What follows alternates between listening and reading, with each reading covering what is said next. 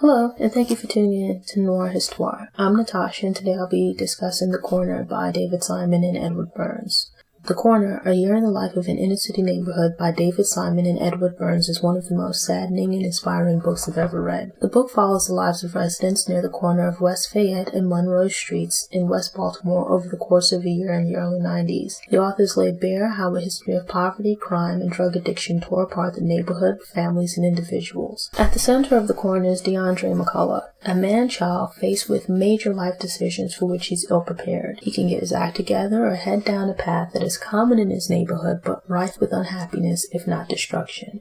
The other main subjects are his parents Gary McCullough and Fran Boyd, two addicted but somewhat functioning drug addicts. Ella Thompson balances out the despair as a beacon of hope whose personal tragic loss became a motivation for doing good. DeAndre is a smart but floundering young man in dire need of guidance, but his parents' struggle with addiction occupies much of their time and has left him to fend for himself. Gary came from a stable home and was an ambitious and hard-working man before he became addicted. He's the best person to help guide DeAndre through adolescence, but is undependable because his main priority is getting high. Fran and her siblings are continuing the cycle of addiction and instability that they learned from their parents.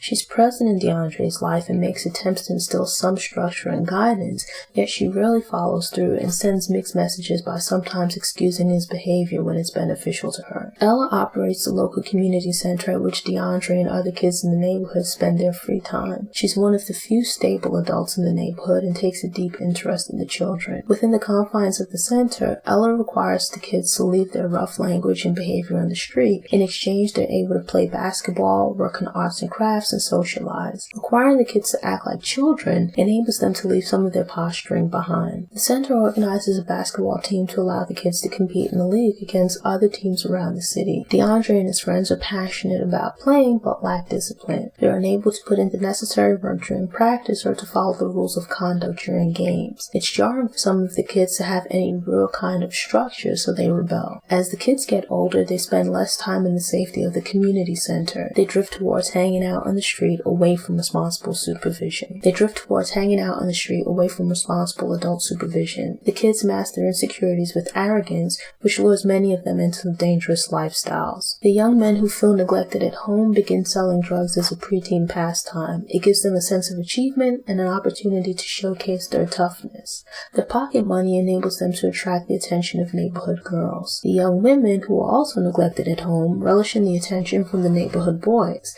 Feeling that they don't have much else to offer, they use their bodies to get and keep the boys' attention. There's an emptiness that these kids are trying to fill. Feeling ignored for much of their lives, they desire to matter to someone for even the shortest length of time. This yearning leads these youths to have unprotected sex, resulting in unplanned pregnancies. The kids fantasize about parenthood but lack the maturity to think about long-term consequences. They fail to consider the possible result of adding children to an already precarious social and financial situation. The boys are fatalists who deep down inside have little hope that they'll amount to much or live very long. As a result, they view children as living proof that they existed in confirmation of their manhood. The girls see children as a way to remain connected to their boyfriends and someone for them to love who in time would need and love them. Once the kids are born, many of the fathers drift away. The girls either mature and step up to their responsibilities or hand off the child to relatives as they continue to search for love in the streets. The unfortunate cycle of children growing up as orphans while having living parents continues. At times, there were moments where characters seemed to be on the verge of getting it together. They would make the push to suffer through the hell of withdrawal and regain some faith in the possibility of climbing out of their despair. But then something would happen or someone would come along and they'd fall back into their old habits. I felt disappointment reading about those moments and even anger at times. Then the subject would offer a glimpse into the disappointment they felt in themselves. They wanted to change but couldn't make the leap for various reasons. I'd end up feeling uncomfortable about my judgments. Drug addiction and its impact on communities is a big, hairy problem to solve. People are imperfect, and in some cases frustratingly so,